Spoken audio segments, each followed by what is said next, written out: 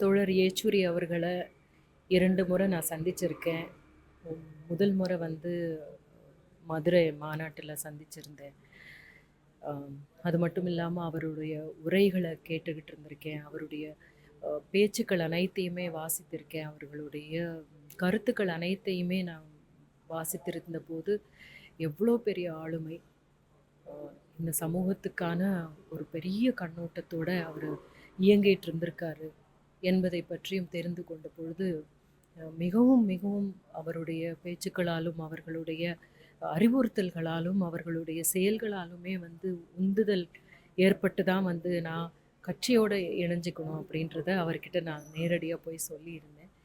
அதன் பிறகு இங்கே சென்னை கட்சி ஆஃபீஸ்க்கு வந்திருந்த போது நாங்கள் அந்த வருஷம் மக்கள் நாடக விழாவை நடத்திக்கிட்டு இருந்தோம். பிரளயந்தோழருடைய இதில் அவரும் நானும் சேர்ந்து தான் அன்றைக்கி அவரை சந்திக்கிறதுக்கான இன்னொரு வாய்ப்பு கிடைத்தது. பிரளயந்தோழரோட நிறைய பேசிக்கிட்டு இருந்தார் அவர்.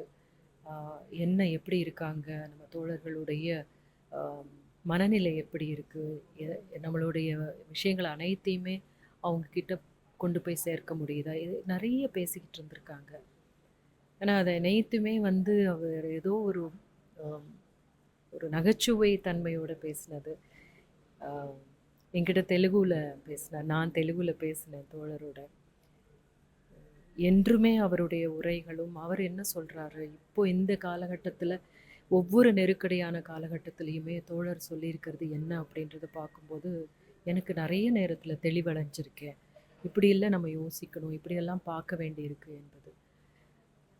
இந்த வயதில் அவரை நம்ம வந்து இழந்திருக்கிறது மிகப்பெரிய இழப்பு, நம்மளுடைய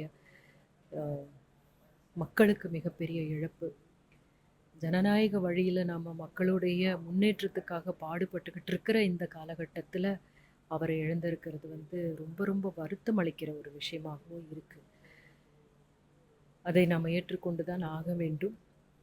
தோழருடைய அறிவுறுத்தல்கள் படி, அவர்களுடைய பேச்சுப்படி, அவருடைய என்னெல்லாம் அவர் எப்படி பார்த்தாரு என்பதை படி வந்து நாம் நடந்துக்கிறதுல தான் இருக்குது அவருக்கு உண்மையான அஞ்சலி நாம் செலுத்துறதுன்னு நான் நினைக்கிறேன்.